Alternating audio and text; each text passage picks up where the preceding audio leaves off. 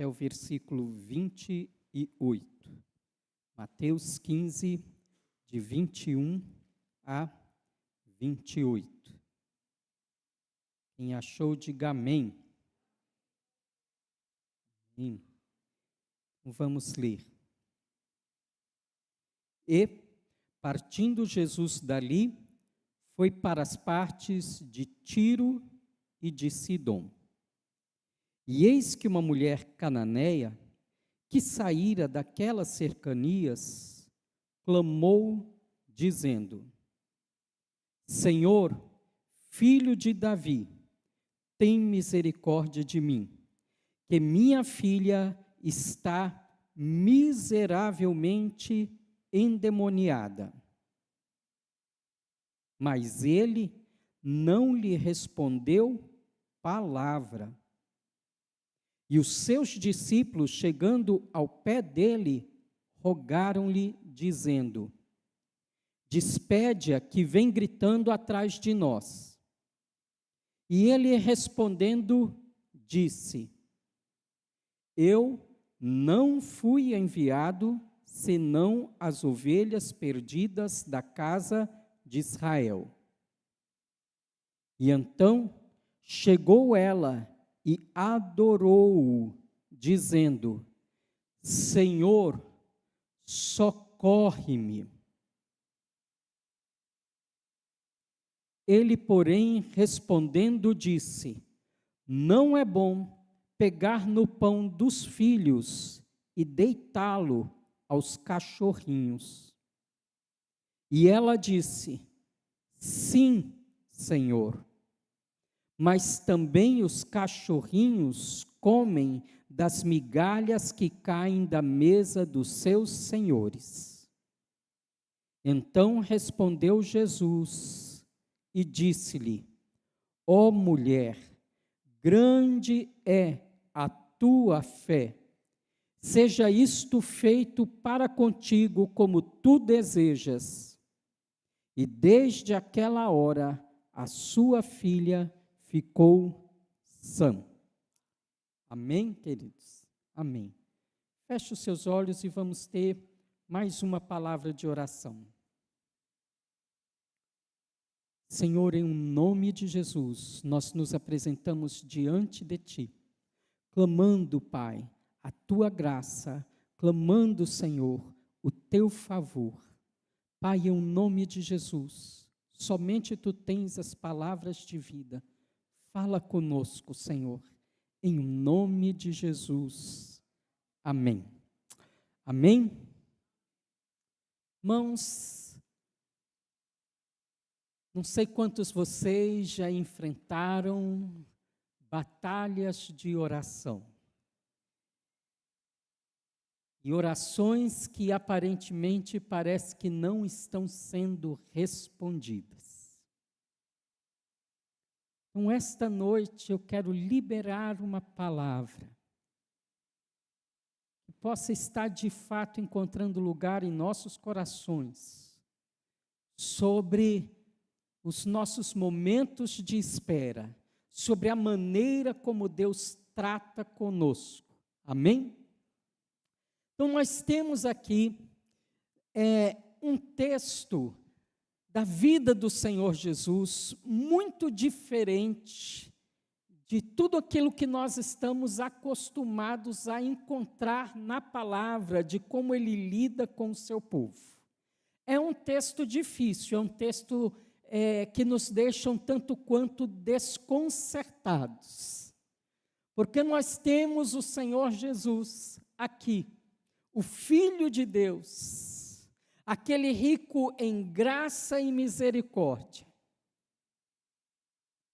tratando de uma forma muito difícil, até áspera, e se me permite dizer, até mesmo humilhante para com essa mulher.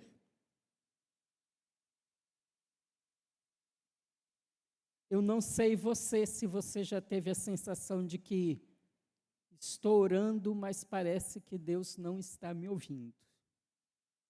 Estou clamando, mas parece que não estou sendo atendido. Alguns salmos têm esse tema. O Salmo 22, que lemos na semana passada, por exemplo, começa a frase que Jesus disse na cruz: Deus meu, por que me desamparaste? O versículo continua assim: porque a salvação está tão longe do meu bramido. Alguns salmos dizem: Senhor, até quando resistirás à oração do teu povo? Mas nós temos aqui um texto mostrando como Deus trata conosco. Da mesma forma como nós temos no Antigo Testamento, Abraão tendo a sua fé testada, quando Deus o diz para sacrificar a Isaque sobre o monte. Assim como nós temos Jacó também sendo testado, lutando com o anjo durante uma noite inteira. Nós vamos ver aqui o Senhor Jesus tratando com esta mulher. Amém? Então nós começamos aqui que Jesus partiu para as partes de Tiro e de Sidom. Hoje de manhã, o pastor Maquil compartilhando sobre o texto de Lucas, capítulo 4, após a incredulidade do povo de Nazaré, aonde Jesus cresceu, Jesus usou o exemplo citando Sidom, dizendo, que haviam viúvas em Israel, mas Elias foi enviado para Sidom, para tratar da viúva de Sarepta. Ele também vai citar Naamã, o general sírio, dizendo que haviam leprosos em Israel, mas o profeta Eliseu curou o sírio Naamã. Irmãos, a ida de Jesus para a região de Sidom e de Tiro é como se fosse de fato uma expressão dessa rejeição do povo dele. Eu vim para os que são meus, mas os meus não me receberam. E então ele vai para essa região que não é do povo da sua aliança. Me parece um prenúncio do que nós experimentamos hoje, devido à rejeição de Israel ao Evangelho, a Cristo Jesus e à salvação então dada aos gentios. Meu Deus, se na rejeição de Israel, Deus faz algo tão glorioso como estender a salvação a todos nós, irmãos, desta forma nós estamos vendo aqui, Jesus se retirando do meio do seu povo, por causa da resistência dos fariseus. Talvez para nós, não faça muito sentido os nomes como Tiro e Sidom. Aqui Mateus vai dizer que essa mulher é simplesmente uma cananeia, o que talvez para nós também não faça muito sentido, Quer dizer, ela não é alguém da aliança do povo de Deus, mas ela está ali naquela região norte, próxima ao litoral. No Evangelho de Marcos, que não é escrito para judeus, ele vai dizer que essa mulher é grega, deixando claro que ela é uma gentílica, e vai definir que ela é uma cirofenícia. Agora, irmãos, nós precisamos entender um pouco o que representa isso para o povo de Deus. Porque nações, irmãos, povos, têm alguns traços de caráter, que os marcam. Para mim, como missionário cultural, convivendo com pessoas de tantas nações, às vezes eu esperava algo quando via um canadense ou um americano, ou eu já faço uma ideia na minha cabeça quando diz que eu vou me encontrar com um africano, com um cubano, com um nepalês, porque cada nação tem uma característica. Assim como eu sabia o que esperar quando me diziam que eu ia encontrar um brasileiro.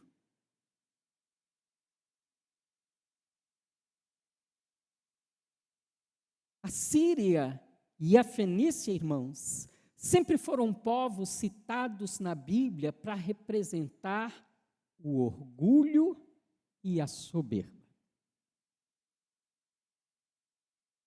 Eles não são simplesmente um povo que não é da aliança. A gente pode dizer, de certa forma, que eles representam talvez o que havia de pior do ponto de vista de caráter na região.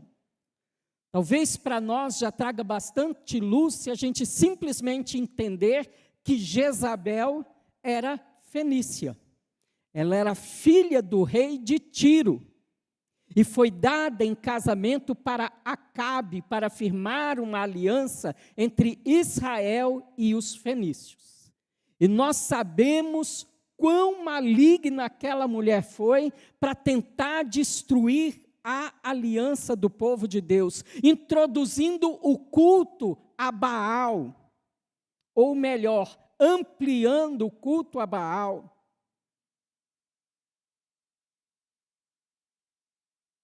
E Astarote, que era o que eles adoravam.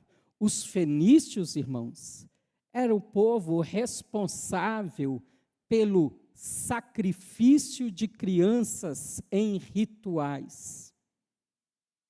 Talvez na nossa cabeça possa parecer que era comum a povos primitivos sacrificarem crianças, mas não era, era uma ideia horrenda, mesmo para povos primitivos. Mas os fenícios eram tão entranhados nas trevas que eles faziam isso com uma certa frequência. E que em Israel foi expresso por um ídolo que é Baal Moloque. As crianças eram queimadas em sacrifício para atrair as bênçãos dos ídolos. Esses são os fenícios.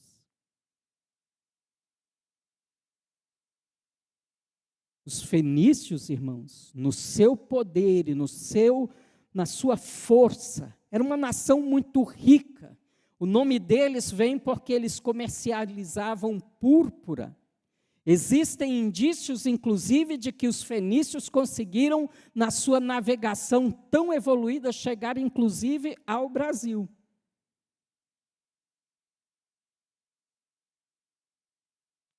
Quando Deus quis procurar uma figura nessa terra que desse uma visão clara do orgulho de Satanás, ele, em Ezequiel 28, usou a figura do rei de Tiro para representar claramente como é que Satanás funciona, como ele se encheu de orgulho e de soberba na multidão dos seus comércios.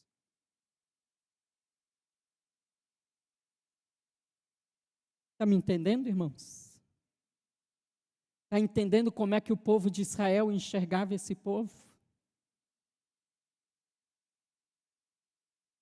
Eles eram a figura do orgulho e da soberba. Talvez, de fato, um personagem que não é exatamente fenício, mas ele é sírio, é o que foi citado hoje de manhã em Lucas, que é o general Naamã. Mostrando a sua glória, a sua riqueza, o seu poder, mas um homem que sofria de lepra.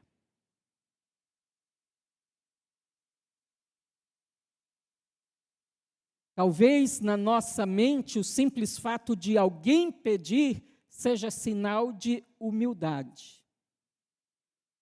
até certo ponto, pode até ser realidade, irmãos.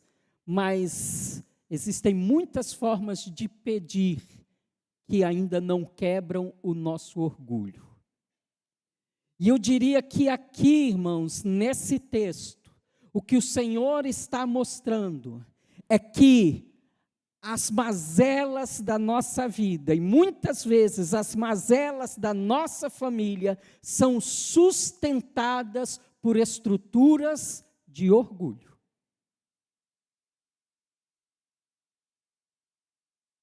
Esta Ciro Fenícia levanta o seu clamor dizendo: Filho de Davi, tem misericórdia de mim, que a minha filha está terrivelmente endemoniada. Eu não sei para vocês, mas endemoniamento para mim já é uma coisa terrível. Mas, ao que me parece, o texto bíblico quer dizer que existem níveis, camadas, em que uma situação que já é ruim demais pode ficar ainda pior. Ela não está simplesmente endemoniada, ela está terrivelmente endemoniada. Irmãos, eu não sei quanto a vocês, mas quando eu contemplo a nossa geração, o único diagnóstico que eu posso chegar é que nós vivemos em uma geração terrivelmente endemoniada.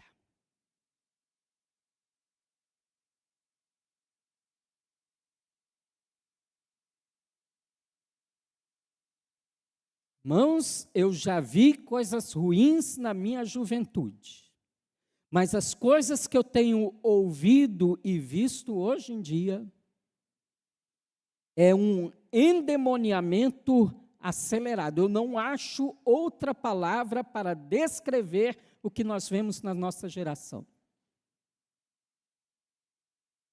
Quando nós ligamos um noticiário,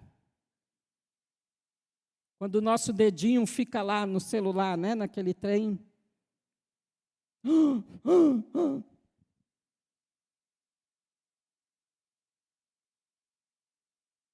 Sinais de terrível endemoniamento. Qual é o seu diagnóstico da geração em que nós vivemos?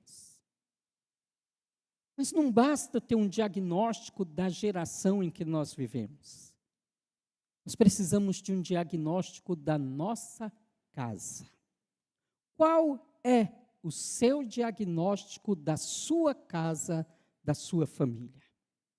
Nós temos aqui uma mulher que não pertence ao povo de Deus. Nós temos aqui uma mulher que vem de uma nação que tem um caráter de estrutura, de orgulho terrível.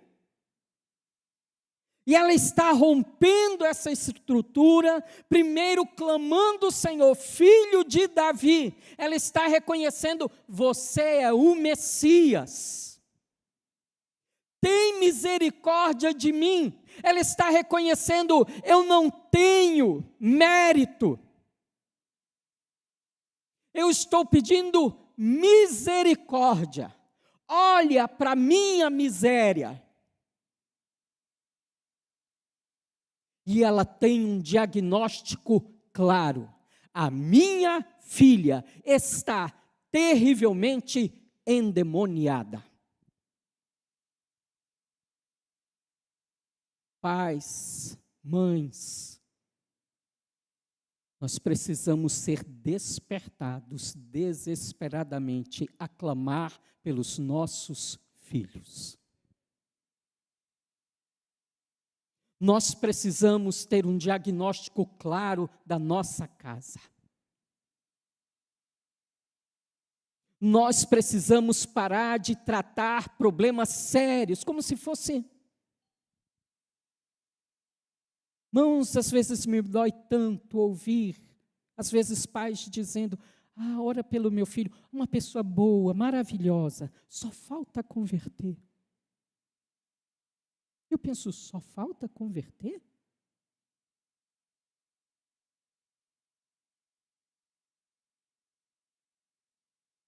Salvação não é um complemento, irmãos.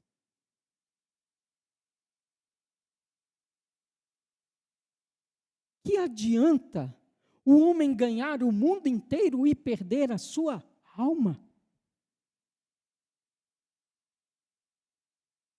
Meu filho é tão bom, pastor. Ele tem um probleminha. Probleminha? Irmão, irmã, nós precisamos ter um diagnóstico claro da nossa casa diante de Deus e clamarmos por misericórdia na nossa família, na nossa casa. Irmãos, eu não sei, mas quando eu olho para a minha família, glória a Jesus, na minha família aqui, local, eu, minha esposa, meus filhos, confessamos o Senhor. Mas quando eu olho para a minha família mais ampla, irmãos, há tanto motivo para clamar, há tantos sinais de endemoniamento terrível, e eu não posso ser indiferente a eles. Nós precisamos nos posicionar, e nós precisamos nos colocar diante do Senhor e clamar, e expor a situação como ela é, e pedir: Senhor, abre os meus olhos, se eu não estou vendo, se eu não estou percebendo a gravidade dessa situação, do que está acontecendo na minha casa, Senhor, abre os meus olhos,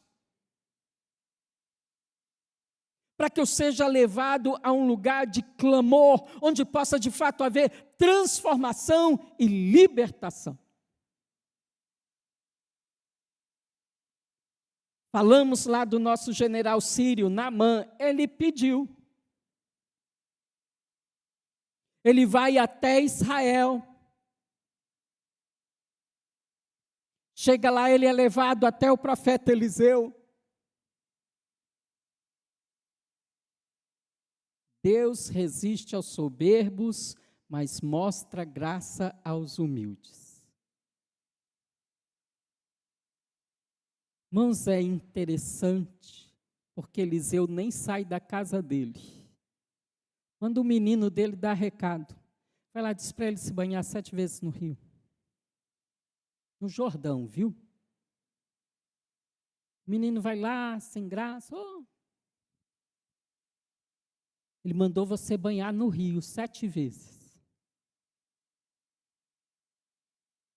Naamã saiu indignado, não é, irmãos? Saiu indignado, dizendo: em Damasco não tem rios muito mais bonitos do que o Jordão? O Jordão, irmãos, é o rio do povo de Deus, mas não é um rio bonitão, não.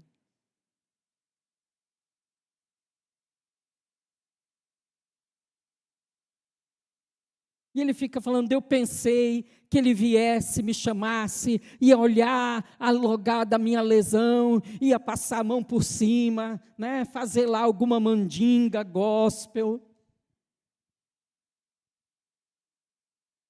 me mandar fazer alguma coisa difícil.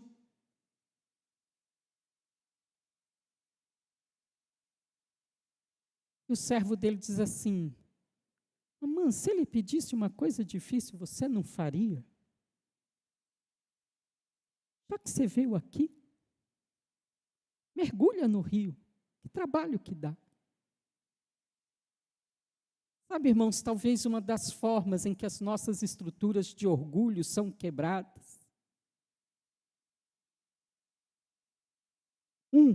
é que as coisas não serão resolvidas do nosso jeito. 2, que a resposta de Deus para muitas coisas é simples. Irmãos, tão simples a gente pegar e ler aqui, ó, todo dia, fazer nossa leitura. É simples, não é, irmãos? Fazer nossa leitura. Tão simples. A gente vir participar do nosso culto de oração. Mas às vezes a gente não aceita o simples. Fica uma coisa complicada. A gente gosta de coisa complicada por causa do nosso orgulho.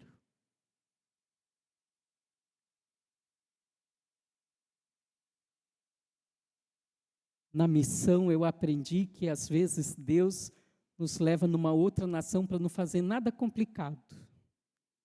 Às vezes para pôr uma criança no colo, para limpar catarro de menino, trocar fralda de menino.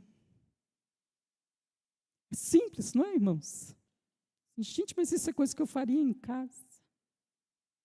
Deus às vezes nos chama para fazer coisas simples. E Deus com isso está quebrando o nosso orgulho. Nesse primeiro momento, irmãos, ela clama assim, e Jesus não responde palavra. Não responde nada. Você já foi desprezado alguma vez na sua vida? De ser ignorado como se você não existisse? É ruim, não é, irmãos? É péssimo. Eu falo que tem gente que tem um dom de desprezar os outros. Eu falo assim, gente, não é possível, isso não é normal.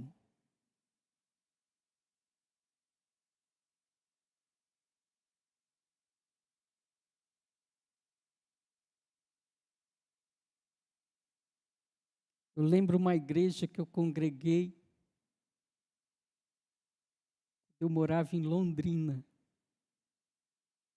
Uma irmã, ela ia cumprimentando as pessoas, ela chegava na minha frente, ela me olhava assim, de cima a baixo, passava e cumprimentava os outros. Você, pelo menos, ela me olhou, né?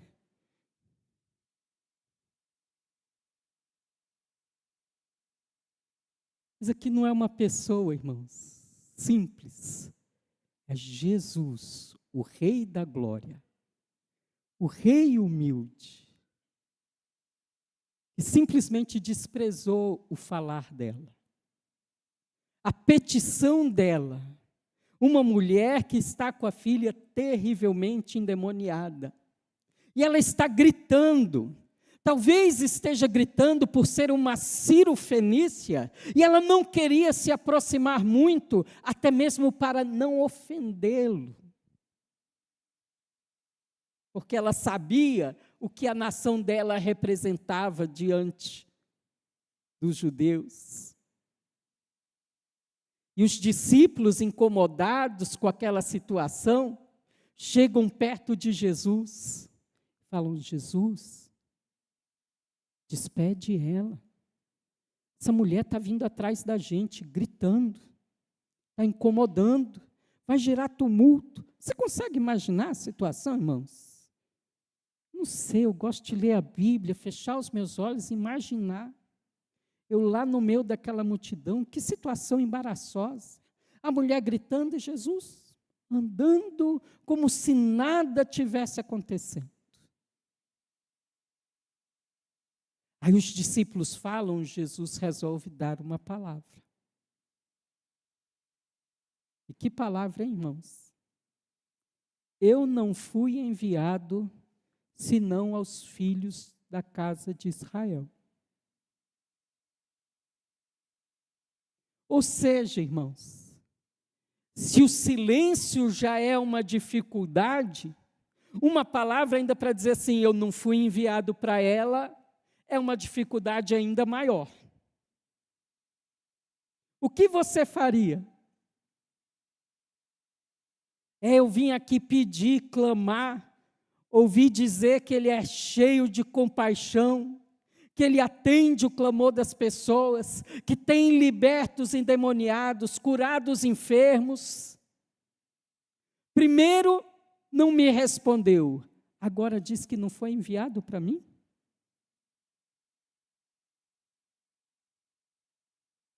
Mas diante dessa resposta, em vez dela levantar, virar as costas e ir embora, aí é que ela correu. Marcos, na sua narração, já diz daqui, ela se lança aos pés de Jesus. E ela faz o seguinte clamor em adoração, dizendo: Senhor, socorre-me. Você pode dizer: Senhor, socorre-me. Vamos lá?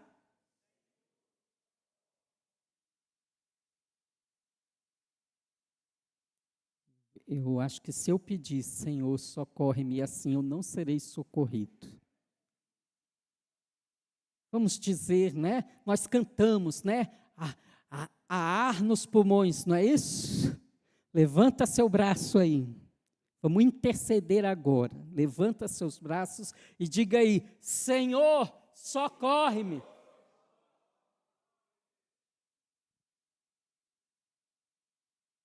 Irmãos, eu não sei quanto vocês, mas eu preciso desesperadamente do socorro de Deus. Para viver nessa geração, para ter orações respondidas, para que a minha casa seja guardada nesse tempo rebelde, em especial nessa época de carnaval. Socorre-nos, Senhor Jesus. Eu clamo. Livra-nos, Senhor, eu clamo. Ah, irmãos, é tão ruim que nós nos acostumamos às vezes a dizer: socorre-nos, Senhor, quase que como uma frase de efeito. Quase como que falando o nome de Deus em vão.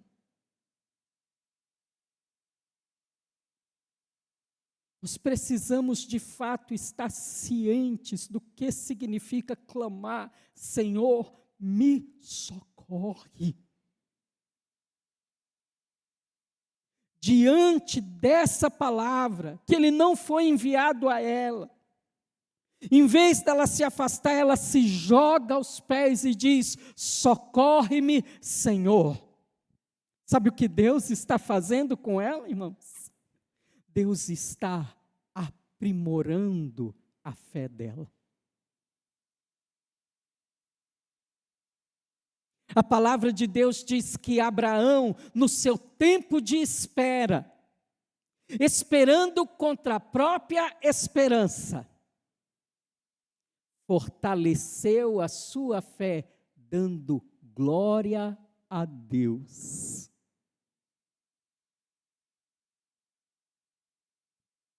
Diante da dificuldade, irmãos, não feche a sua boca. Diante da dificuldade, enquanto você ora, se de repente parece que a coisa piora, não esfrie a sua fé.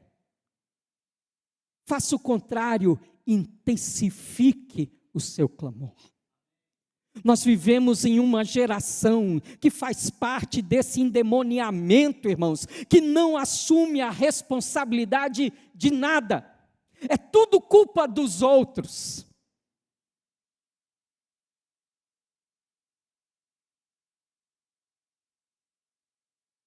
Essa mulher tinha uma boa desculpa de dizer: vou sair daqui.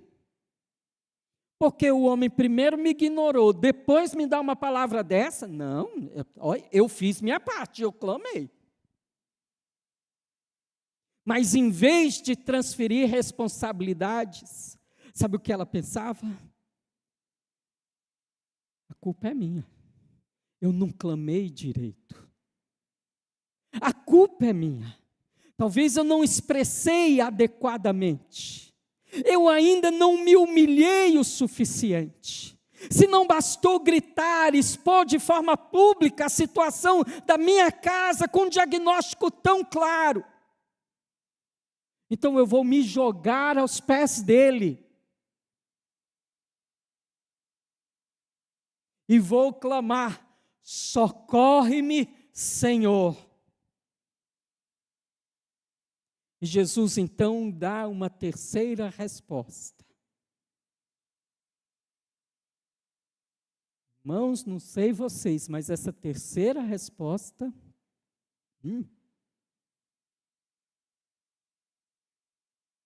não é bom tirar a comida das criancinhas, dos filhos, e jogá-la para os cachorrinhos.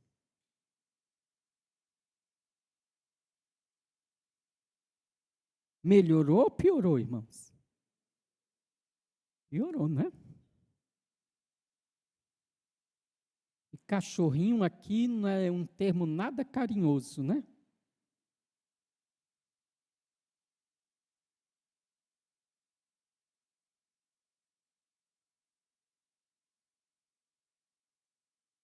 O que você faria diante desse obstáculo?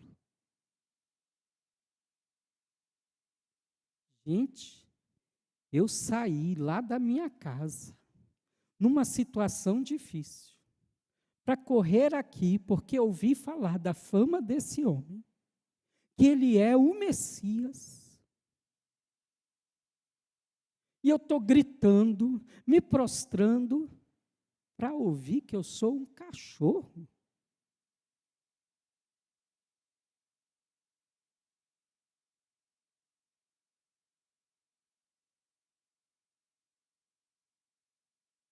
É,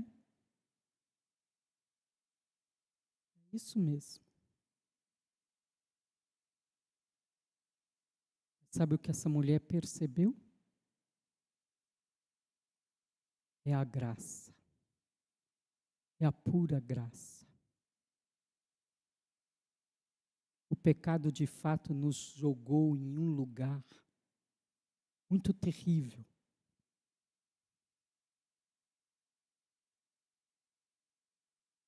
O pastor falou hoje de manhã: miserável o homem que sou.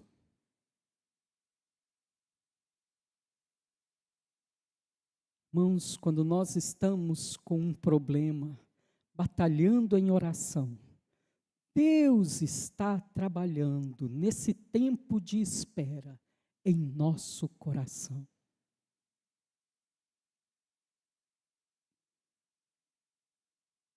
Sabe o que Deus está dizendo para essa mulher? Ele é o Filho de Deus, rico em glória, rico em graça. O seu maior desejo é abençoar. Mas Ele está dizendo para ela, nessa forma como Ele a está tratando ela: filha, eu quero te abençoar. O que eu mais desejo é libertar a sua casa e transformá-la, e transformar a sua vida em um testemunho de glória, e me manifestar para aquilo que de fato eu anseio realizar nessa terra.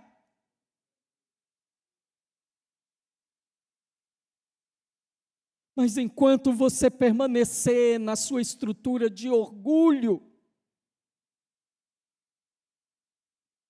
o inferno será sustentado na sua casa.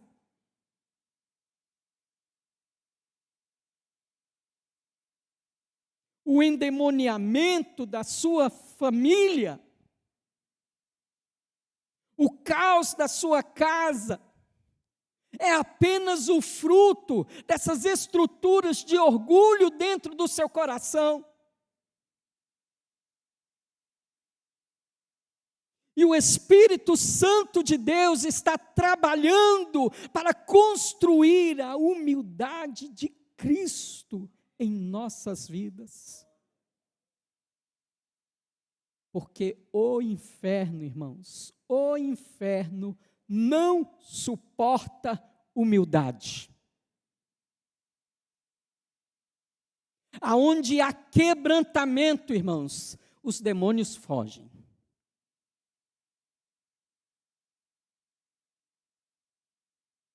Onde há quebrantamento, a gente nem precisa ficar dizendo: sai dele. Onde há quebrantamento, irmãos, Satanás põe o seu rabinho no meio das pernas e vai para longe. Irmãos, nós precisamos clamar: quebranta-nos, quebranta-nos. Irmãos, você consegue identificar estruturas de orgulho que você tem no seu coração, que sustentam caos dentro da sua casa, dentro da sua vida, no seu trabalho, no seu relacionamento com a sua esposa, no seu relacionamento com seus filhos, na sua família mais ampla, nos seus negócios, e que você precisa chegar em um lugar e que você diz: Senhor, quebranta-me em o nome de Jesus. Mas leva a esse lugar de quebrantamento que traz o céu para a minha vida, e que desestrutura todas as colunas infernais na minha casa, em o nome de Jesus. O Senhor anseia tanto nos abençoar, o Senhor anseia tanto manifestar a sua glória. Irmãos, como nós vimos essa manhã, o anseio do Senhor era manifestar a sua obra naquela terra, mas Ele não pôde manifestar os seus milagres em Nazaré, por causa da incredulidade deles. Sabe, irmãos, esse tratamento aqui tem também uma função de testemunho, diante do orgulho de Israel, que rejeitou o Senhor. Mas ele vai diante de uma mulher, de um povo que tem uma estrutura de orgulho, de soberba, e ela se quebranta diante dele. Sabe a resposta dessa mulher ao ser chamada de cachorro? Ela disse: sim, Senhor. Algumas versões dizem: é verdade, Senhor. Diga aí: é verdade, Senhor. Irmãos, eu não sei você, eu sei quando Deus fala comigo, quando eu ouço coisas maravilhosas, que eu não ousaria crer. Mas eu também sei que Deus fala comigo, quando Ele fala diretamente, coisas horrorosas do meu interior, do meu caráter, que eu mesmo não teria coragem de reconhecer. Mas nessas horas, irmãos, nós precisamos aprender a dizer: é verdade, Senhor. Davi, quando foi confrontado com seu pecado, de ter agido tão tolamente, ele disse: é verdade, Senhor. Assim como essa mulher, vendo o estado de miséria dela, disse: é verdade, Senhor.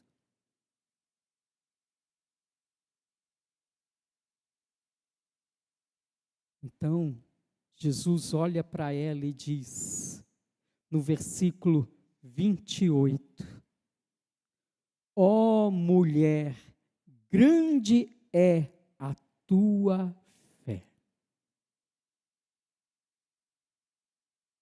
Seja isso feito para contigo como tu desejas. E desde aquela hora, a sua filha ficou sã.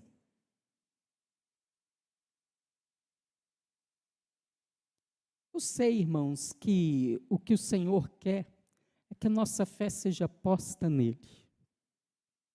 Mas eu vejo aqui o Senhor elogiando uma fé que simplesmente não está nele, mas é uma fé grande.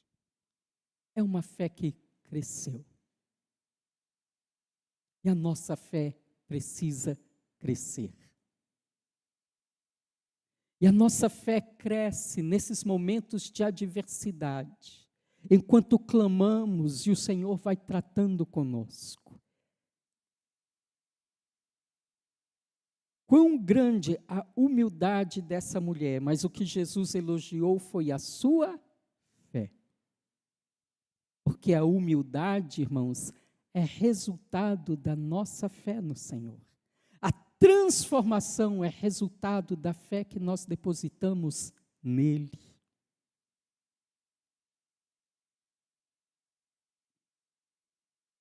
Como nós reagimos aos obstáculos da nossa fé, irmãos? É o que o Senhor tem nos perguntado esta noite. Se nós temos de fato buscado quebrantamento e colocado o nosso coração diante dele. Minha primeira aplicação esta noite. Tenha um diagnóstico claro da sua casa, da sua vida, da sua família. Pais e mães, clamem desesperadamente por seus filhos. Nós vivemos em uma geração terrivelmente endemoniada. Não trate de forma leviana a cultura, a tradição da sua casa. Deixe Jesus tratar com tudo, aquilo que é mais íntimo, aquilo que é mais essencial na sua vida, aquilo que talvez te identifica como família. Deixe o Senhor quebrantar. Busque quebrantamento. Quebranta-me, Senhor. Deixa o Senhor construir a humildade dele em você e manifestar a sua graça e a sua vida. Deixa. Lá na glória nós poderemos ouvir: servo bom e fiel, me fizeste bem. Vamos nos colocar em pé?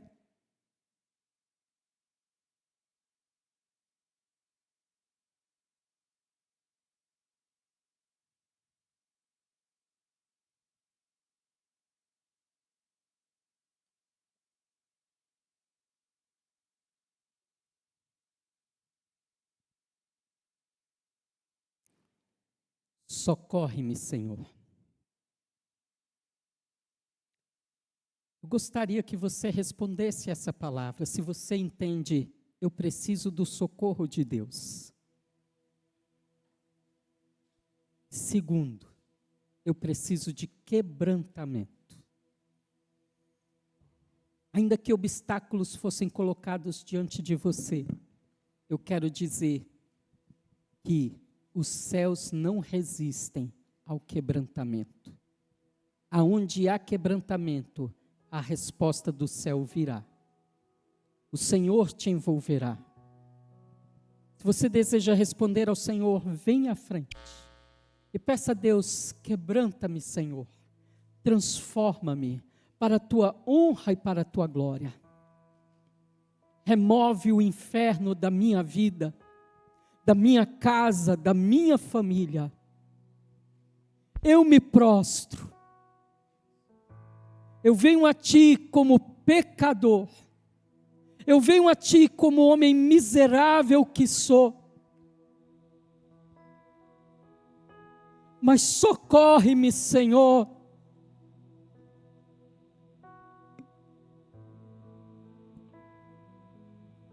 Oh meu Deus, eu nada posso fazer sem Ti. Somente Tu, Senhor, tens as palavras de vida.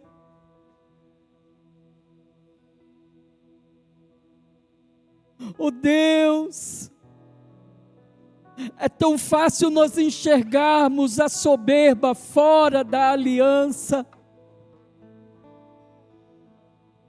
É tão fácil enxergarmos o endemoniamento naqueles que estão celebrando essa festa mundana.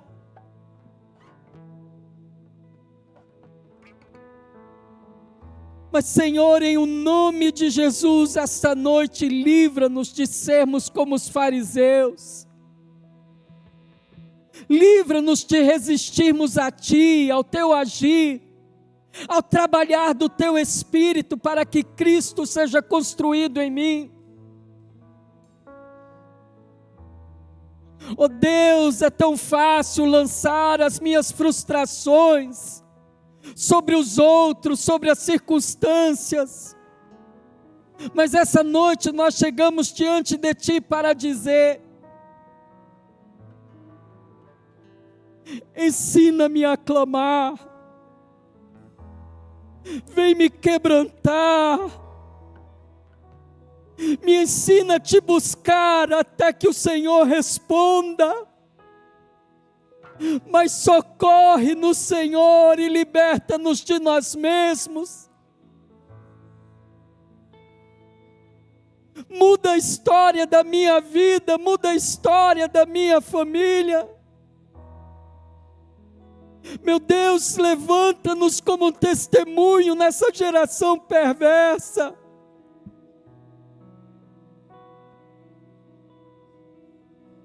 Mas eu não aceito a minha casa, a minha família entregue a Satanás, ao mundo. Senhor, nossas famílias são para Ti, são para o Teu reino, são para a Tua glória.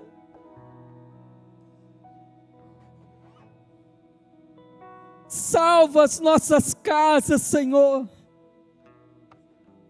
Quebranta-nos, é o que Te clamamos.